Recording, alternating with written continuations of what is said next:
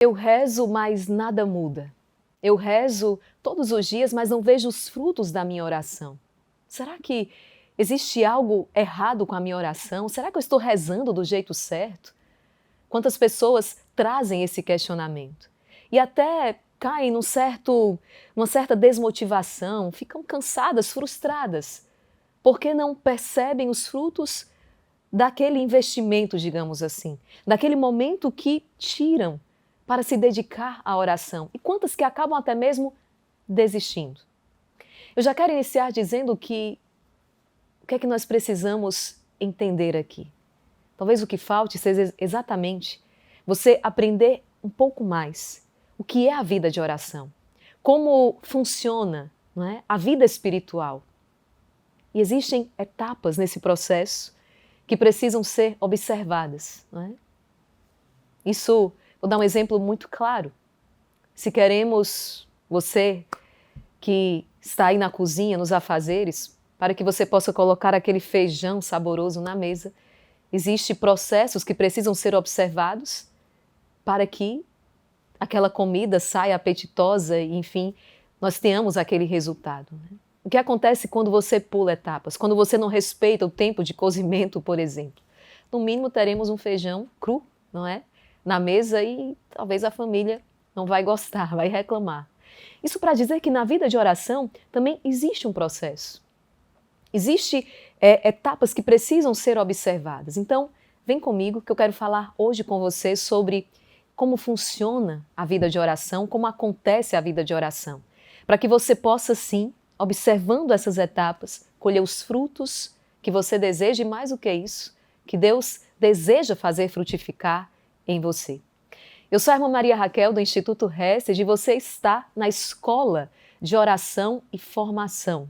Um espaço criado, desenvolvido, para que você seja formado, instruído na sua fé, de maneira que a sua casa não desmorone quando vierem as tempestades. Uma casa fincada sobre a rocha. Seja muito bem-vindo. Vamos então nos debruçar sobre esse tema de hoje. Eu trago uma frase aqui do padre Antônio Oroio Marim, um grande teólogo, e preste atenção nisso aqui que ele partilha conosco hoje. No seu livro Teologia da Perfeição Cristã, ele diz assim: a experiência confirma com toda certeza e evidência que absolutamente nada pode suprir a vida de oração, nem sequer a recepção diária dos santos sacramentos. Aquela pessoa que recebe, não é, que vai à missa diária, que recebe a Eucaristia todos os dias. Olha o que o padre Antônio Oroio Marim está dizendo. A experiência confirma com toda certeza e evidência que absolutamente nada pode suprir a vida de oração. Nada. São legiões de almas que comungam, sacerdotes que celebram a Santa Missa diariamente, que levam, todavia, uma vida espiritual medíocre e enferma. A pessoa não cresce espiritualmente, ela não consegue vencer aqueles vícios, ela não consegue superar, ela não consegue, não é, vencer aquelas más inclinações. O padre Antônio Oroio Marim está trazendo isso aqui e é uma afirmação grave. Porque tudo isso precisa ser acompanhado de uma vida autêntica de oração. O meu encontro com Deus. A explicação não é outra além da falta de oração mental, seja porque a omitem totalmente ou porque a fazem de maneira tão imperfeita e rotineira que quase equivale à sua omissão. Olha o que ele está dizendo. Como é que pessoas que, por exemplo, recebem os sacramentos recebem a Eucaristia todos os dias, que se confessam semanalmente, que têm uma vida sacramental e elas não progridem? Ele está dizendo por quê? Possivelmente, a explicação não é outra além da falta de oração mental. Seja porque não fazem, ou seja porque fazem de maneira tão imperfeita que é como se nem fizessem. Então, espere aí. Vamos descobrir o que é a oração. E mais do que isso, vamos descobrir como rezar. Ontem nós finalizamos a nossa terceira aula também falando da necessidade da vida de oração e eu partilhei com você Os primeiros passos, eu falei, reserve um horário determinado, quanto tempo você vai estar ali, seja um momento sem distração e etc, etc. Mas agora, interiormente, como é que eu devo rezar? Eu quero, antes de dar outros passos aqui com vocês, nós vamos fazer aqui, serão 4 passos. Lembra que eu falei do processo? Vamos então, são 4 etapas que precisam ser observadas, porque do contrário, você pode tocar exatamente essa frustração, o que desanima, o que faz com que as pessoas desistam daquela vida de oração porque não vêm os frutos. Mas olha o que diz o Catecismo da Igreja Católica no parágrafo 2697 sobre a vida de oração. A oração é a vida do coração novo e deve nos animar a cada momento. Nós, porém, nos esquecemos daquele que é nossa vida e nosso tudo. Por isso, os padres espirituais, na tradição do Deuteronômio e dos profetas, insistem na oração como recordação de Deus. Insistem na oração como um despertar frequente da memória do coração. É preciso lembrar de Deus com mais frequência do que se respira. São Gregório Nazianzo. É preciso lembrar de Deus com mais frequência do que se respira. E aqui nós não podemos deixar de mencionar Santa Teresinha do Menino Jesus. É incrível. Quando ela vai dizer na sua autobiografia, eu nunca passei mais de 3 minutos sem pensar em Deus. Vem ao encontro daquilo que São Gregório está dizendo, é preciso lembrar de Deus com mais frequência do que se respira. E a oração, essa lembrança constante, essa recordação de Deus. Mas não se pode orar sempre se não se reza em certos momentos por decisão própria. Isso aqui é mais um passo, né? A oração deve ser essa lembrança, essa memória frequente, essa recordação de Deus. Mas não há verdadeira oração se você, em certos momentos, não para rezar por decisão própria. São os tempos fortes da oração cristã, em intensidade e em duração. Eu quero acrescentar algo aqui, que é exatamente aquela pergunta que as pessoas fazem. Mas, irmã Maria Raquel, se toda a nossa vida deve ser oração, então será que eu preciso parar em alguns momentos para rezar? O dia todo não é oração? Se o meu dia tem que ser toda oração, então será que eu preciso parar um momento para me dedicar a isso exclusivamente? Com toda certeza. Né? Aquele exemplo, eu posso varrer a casa, eu posso rezar enquanto eu estou varrendo a casa, eu posso rezar o meu rosário a caminho do trabalho, eu posso rezar as minhas orações enquanto eu estou fazendo uma caminhada? Pode, faça isso. Eu imagino que Nossa Senhora também cozinhava, recitando os salmos, também ali lavava os paninhos do Menino Jesus, recitando os salmos, rezando. Eu não tenho dúvida disso, porque o coração, a mente dela estavam constantemente em Deus. Mas eu tenho certeza também que Nossa Senhora tirava no seu dia, talvez na madrugada antes que São José e o Menino Jesus despertassem, para ficar a sós com o Senhor, para exclusivamente dedicar-se àquele momento do encontro, para falar com Deus. Aquele momento em que ela não estava fazendo outras coisas. Lembra do exemplo de Marta e Maria? Marta está lá fazendo as coisas para o Senhor, mas aquele momento é o momento de parar e escutar o Senhor.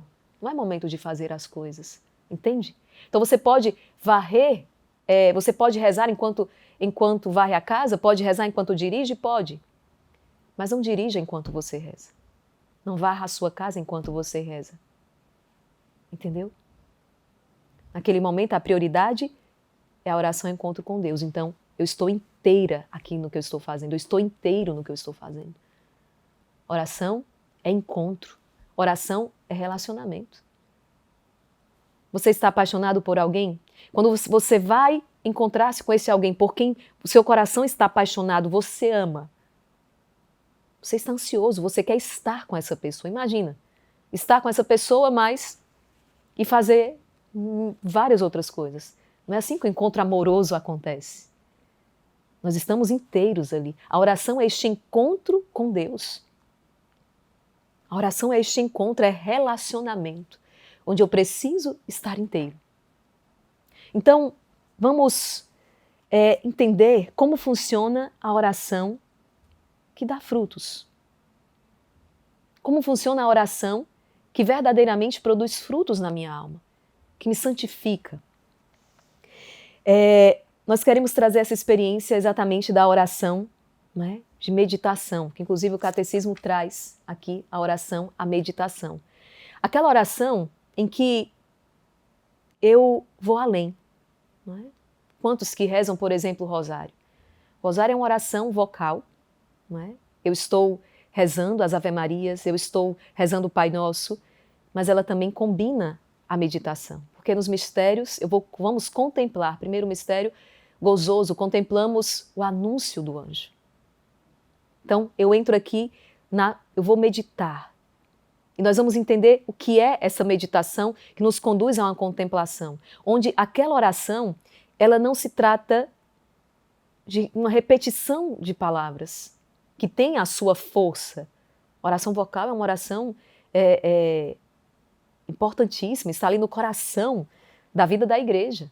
A liturgia das horas, uma oração vocal, não é? O rosário, como eu falei, enfim, mas o coração precisa acompanhar. E eu preciso transformar isso também em uma meditação.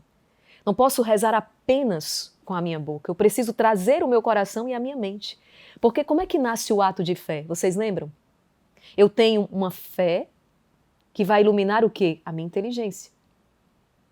Essa luz que ilumina a minha inteligência e que move a minha vontade a uma resposta, a corresponder a uma mudança de vida. Então, a palavra, não é? A palavra de Deus, o salmista vai dizer, é uma luz que ilumina os nossos passos. É uma lâmpada no nosso caminho.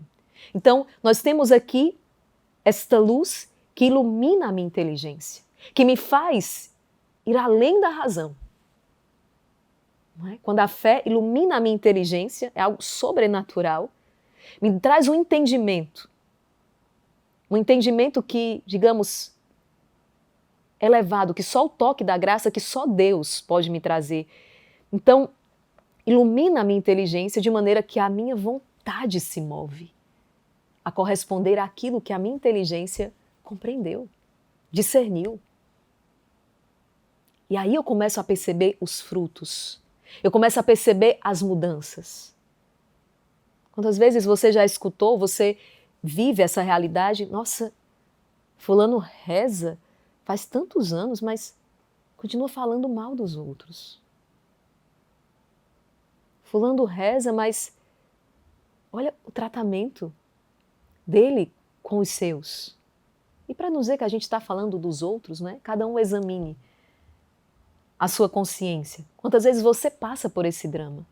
Meu Deus, eu rezo há tanto tempo, mas parece que eu não consigo avançar. Porque é preciso dar um passo a mais. Vamos entender. A meditação é uma forma particular de oração, que te leva a contemplar os mistérios da fé com o intuito de aprofundar o seu entendimento. Diferente do estudo, né? O estudo é um exercício puramente intelectual, voltado para o conhecimento de uma verdade. Eu vou estudar o catecismo, eu vou crescer intelectualmente nisso aqui. A oração de meditação, né? A meditação orante, ela vai unir as duas coisas, a razão e a fé. A mente busca compreender as realidades divinas, mas não apenas para crescer intelectualmente. A meditação orante tem um propósito de o quê? Inflamar o coração no amor a Deus. Na meditação, a fé e a razão, elas se unem. Porque nós podemos, por exemplo, de repente tem pessoas que têm um grande conhecimento intelectual, já leram toda a Suma Teológica, não é? de São Tomás de Aquino, leram grandes tratados da vida espiritual, mas quando vamos ver ali no dia a dia, não existe um reflexo daquilo que o conhecimento trouxe. Pelo contrário, quantas pessoas que abarcam tanto conhecimento, mas porque falta uma vida orante, acabam caindo na soberba, acabam caindo na arrogância. Olha como eu sou, né? Olha como eu sei. Porque aquela prática, aquele conhecimento, não veio acompanhado de uma vida autêntica de oração, onde foi gerando no coração fruto, onde foi gerando no coração, não é? Deixando modelar e forjar a virtude da humildade. Porque a verdade é que quanto mais eu conheço o Senhor, Aquilo que Santa Teresa d'Ávila vai dizer, eu mais compreendo que ele é e que eu não sou. Eu mais compreendo, quanto mais eu enxergo a grandeza do Senhor, eu consigo perceber a minha pequenez. A igreja ensina que a meditação é um tipo de oração que nos transforma. Parágrafo 2708 do seu catecismo. Olha o que diz a igreja. A meditação mobiliza o pensamento, a imaginação, a emoção e o desejo. Quando você medita, você envolve tudo isso aqui. O seu pensamento, a sua imaginação, a sua emoção, o seu desejo, tudo isso é mobilizado pela meditação. E essa mobilização é necessária para aprofundar as convicções de fé, para suscitar a conversão do coração e fortificar a vontade de seguir a Cristo. A meditação é necessária para aprofundar as convicções de fé, suscitar a conversão do coração e fortificar a vontade de seguir a Cristo. A oração cristã procura meditar de preferência os mistérios de Cristo, como na Léxio, a leitura orante da palavra, como no Santo Rosário. Está aqui um dos segredos do poder do Santo Rosário, ele combina, como eu falei, a oração vocal com a oração, com a meditação. E essa forma de reflexão orante é de grande valor. A oração cristã deve, no entanto, procurar ir mais longe, até o conhecimento de amor do Senhor Jesus, a união com Ele. A meditação ainda tem que lhe conduzir ainda mais longe, a uma contemplação. Mas vamos, por hora, ficar aqui. Vamos procurar entender em que consiste essa meditação orante, ou essa oração de meditação. Eu trouxe aqui 4 passos, com base no que o Catecismo nos disse, 4 passos. É um caminho concreto para a sua oração. Somos corpo e alma, e Deus nos criou assim, e por isso o nosso espírito não pensa e ama no vácuo, né? No vazio, não. Mas precisa de imagens, sentidos, memória, raciocínio. Por isso a oração verdadeira envolve essas 4 etapas. Quando eu vou para a oração, é o meu ser inteiro que se move. Primeira etapa, nós temos aqui os sentidos. Como assim? Tudo começa com aquilo que vemos, ouvimos, sentimos. Aquilo que os nossos sentidos conseguem aprender. Né? Tudo começa aqui. Essa é a primeira etapa. Por exemplo, se você assiste a cena da paixão de Cristo, se olha um crucifixo, lê um livro espiritual, ouve uma pregação, aquilo que os meus sentidos captaram, aprenderam. Aqui no mosteiro, e eu deixo aqui como dica também para você, para onde eu me volto, tem sempre um reflexo do céu, tem sempre um chamado de Deus. Como assim? Através das imagens sacras. Então, é aquilo que os meus sentidos conseguem, então, captar. Quando eu me volto aqui, eu vejo a imagem de Nossa Senhora, do Rosário de Pompeia. Aquilo está me dizendo algo. Quando eu me volto e vejo o crucifixo, as imagens sacras. Nós precisamos trazer isso para dentro também das nossas casas, os nossos ambientes de trabalho. E aqui você vê a artimanha do maligno tentando tirar tudo que é sinal do sagrado, não é? Do ambiente público. Tudo sendo retirado. Por quê? Porque ele sabe, o maligno sabe da importância dessa primeira etapa. Tudo começa aqui, naquilo que os meus sentidos absorvem.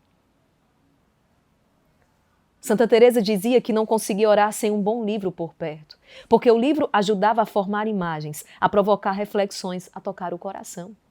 E aqui ficou a dica. Tenho dificuldade na oração, não sei o que dizer.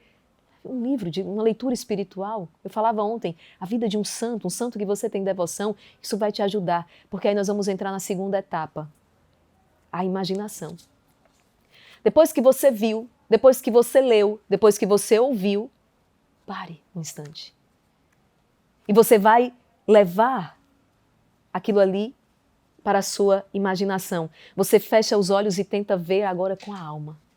Aquilo que eu vi com os meus olhos, aquilo que eu ouvi com os meus ouvidos, agora eu preciso ver e ouvir com a minha alma. E para além dos sentidos.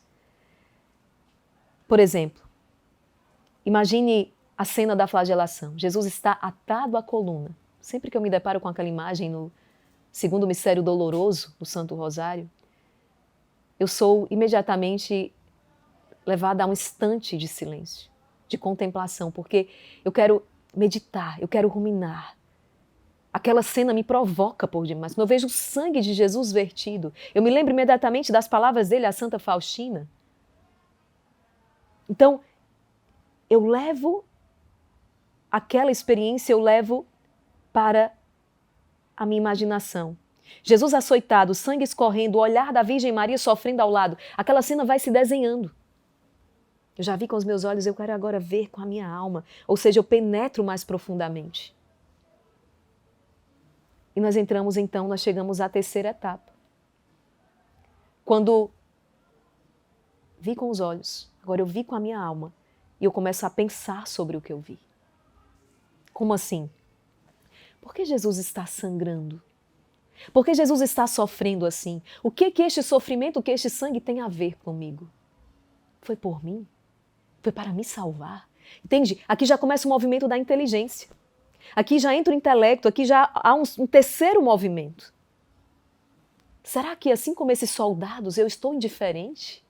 Os soldados estão zombando de Jesus, será que eu também zombo? Não, eu jamais faria isso. Não, mas espera aí, o pecado é uma ofensa, o pecado é uma zombaria.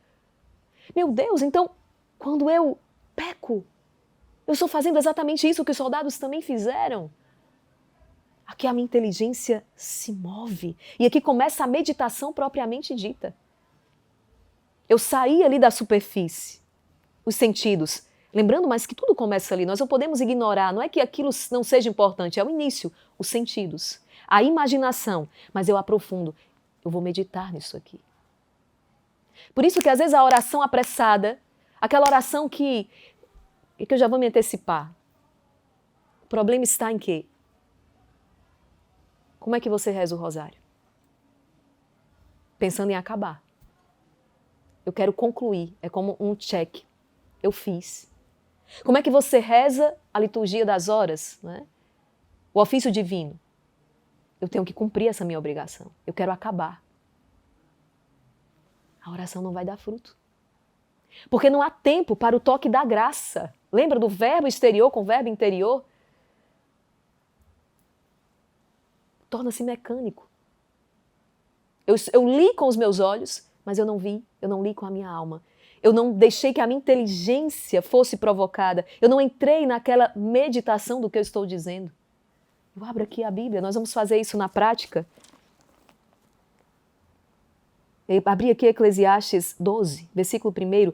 Lembra-te do teu Criador nos dias da mocidade, antes que venham os dias da desgraça. Eu preciso tempo para aquela palavra cair. Eu preciso mover a minha inteligência. Eu vi com os meus olhos, eu estou movendo a minha imaginação e eu levo isso aqui para a minha inteligência. O que é que isso aqui desperta em mim? O que é que isso tem a ver comigo propriamente? Eu devo lembrar-me do meu Criador nos dias de hoje. E o que é fazer a lembrança do Criador? O que é fazer esta memória do Senhor?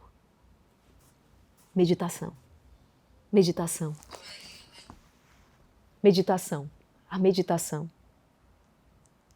Vamos chegar então na quarta etapa. Né? O feijão já foi ali, já tirou o que não era utilizável, separou os grãos devidos, colocou na panela para cozinhar, seleciona os temperos, vai às etapas. Chegamos à quarta etapa, aquele toque final no feijão. Se fosse da minha mãe, seria o cheiro verde. Né? Tá pronto, tá cozinhado, vamos colocar o cheiro verde aqui. Tem gente que não saboreia. Eu amo, gosto, aprecio. É o toque, é a última etapa. O que você entendeu toca o seu coração. Lembra? Quando a inteligência entrou, eu entendi que foram os meus pecados então. Que este sangue foi por amor a mim, foi por causa dos meus pecados. Aquilo tocou o meu coração. E a alma começa, a alma é levada a uma contrição, a um arrependimento.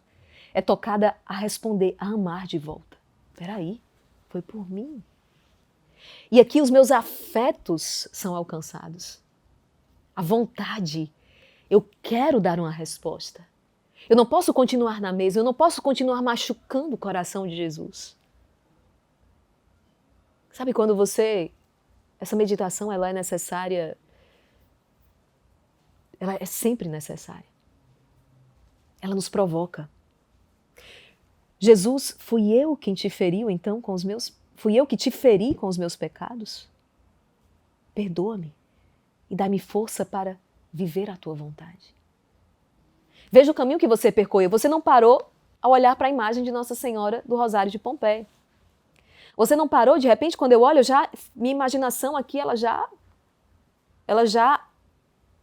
abre assim, ela já flui, porque eu já fui no santuário, não é? De Nossa Senhora do Rosário de Pompeia, na Itália. Então, eu já me lembro daquela experiência, eu já trago mais elementos.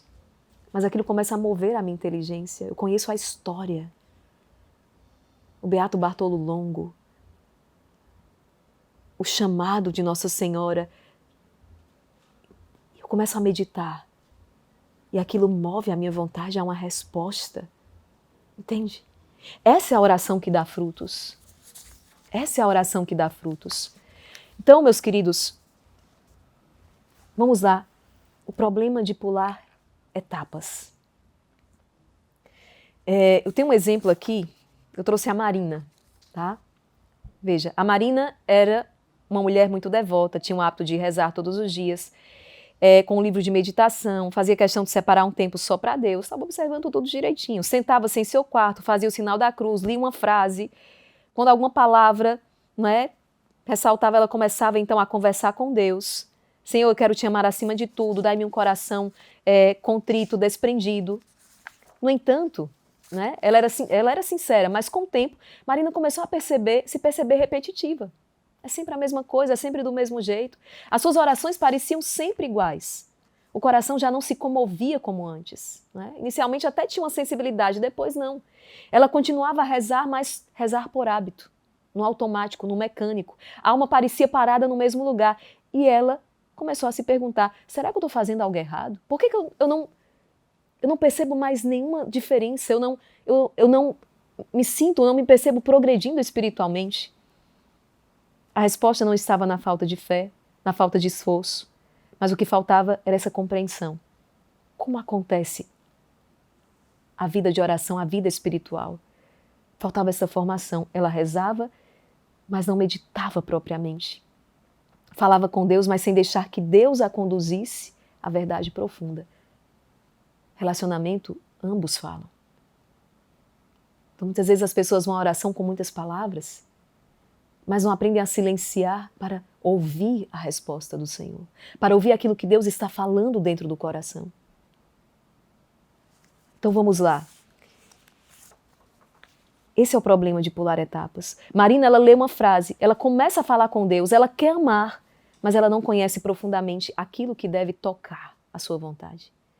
Ela salta da leitura diretamente para a emoção, sem procurar a inteligência, sem permitir que a imaginação elaborasse imagens espirituais que levassem a um recolhimento.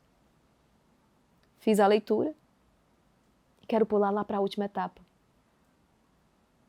Sem respeitar esse processo, sem colocar a minha inteligência aqui. Com o tempo a sua oração se tornou o quê? Pobre, seca, vazia. Nos primeiros dias até funcionou, mas depois a oração se tornou seca. Então, a vida espiritual exige o esforço da inteligência. Sem esse esforço, a oração, meus queridos, ela se torna superficial, ela enfraquece diante da aridez. E por isso a formação é importante. Ela forma o nosso imaginário. Um exemplo prático de como rezar meditando. Vamos abrir lá Lucas, capítulo 22, e com isso a gente já encerra. Evangelho segundo São Lucas, capítulo 22.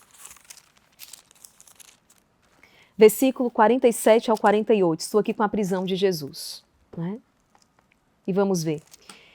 Enquanto falava, eis que chegou a multidão. À frente estava o chamado Judas, um dos 12, que se aproximou de Jesus para beijá-lo.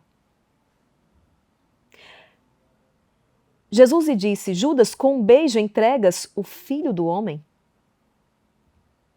Então, vamos parar, vamos nos deter aqui. Judas, com um beijo entregas o Filho do Homem? Você captou isso aqui com seus sentidos, você leu, e agora vamos imaginar isso aqui. Jesus tinha... Era um contexto de despedida, a última ceia, depois Jesus sai com os seus apóstolos, já havia pré-anunciado a traição, e agora chegou o momento em que isso acontece, Jesus está no jardim, no Horto das Oliveiras, e chega aquela soldadesca acompanhada por um dos seus apóstolos que o trai com um beijo. Com um beijo, Judas, tu traz o Filho do Homem? Você imagina tudo isso, todos os elementos, e você começa a refletir isso aqui. Peraí, mas por que Judas traiu Jesus? Será que eu já beijei Jesus assim com essa falsidade? Quantas vezes eu também pareço até amigo de Deus, mas o entrego com as minhas atitudes? Por que Judas traiu Jesus? Judas não confiou no Senhor. Judas tinha a sua própria concepção, ele não acreditou no projeto de Deus. Que absurdo! Não, mas espera aí, quantas vezes eu também não acredito no projeto de Deus? E entrego Jesus. Quero fazer as coisas do meu jeito. Judas queria uma salvação do seu jeito. Ele queria uma justiça do seu jeito. Quantas vezes eu também faço assim? E nós chegamos naquela quarta etapa, que é a transformação propriamente do coração. Quando tudo isso, o que eu vi, o que eu imaginei, o que eu trouxe para a minha inteligência, o que eu meditei, tudo isso se transforma numa oração sincera, onde eu deixo o coração falar e onde o Senhor também fala comigo. Eu não quero o Senhor ser um traidor. Eu não quero. Purifica o meu coração de toda falsidade. Dai-me coragem para ser fiel na hora difícil também. E aqui, meus queridos, aqui segue-se uma contemplação. Eu meditei, eu fiz o esforço da minha inteligência. Houve uma resposta e eu posso me alongar aqui. Por isso que eu falo, 15 minutos talvez resolva os primeiros dias, mas depois você vai perceber que você precisa de mais tempo. Quantas pessoas vão para a oração como? Porque eu preciso pagar as minhas dívidas. Eu vou para a oração, vou rezar porque eu preciso pedir a cura do meu filho. Isso está errado, irmã Maria Raquel? Absolutamente não. A palavra diz, pedir vos será dado. Você tem que bater na porta de quem pode fazer algo por você. Vai pedir ao Senhor. Ajoelhe pedindo a cura, ajoelhe pedindo a graça de honrar os seus compromissos. Não tem nada de errado. Mas a oração, ela ainda não é isso. Vou voltar para aquele exemplo. Você está apaixonado.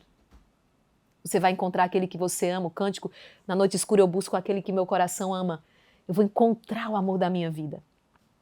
Chegando lá, você encontra o amor da sua vida com um buquê de flores, com chocolates, com surpresas, e aquilo enternece o seu coração. Nossa, que delicadeza. Ele tem tudo isso para me dar. E você se alegra com aqueles presentes que ele está te dando, mas na verdade a sua grande alegria é com a presença dele. É assim.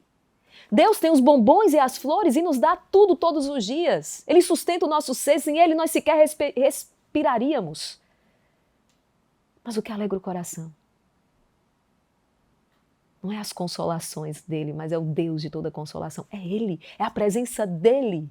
É o amor dele por mim que faz com que eu seja melhor a cada dia, porque eu quero corresponder. Então aquele amor me transforma.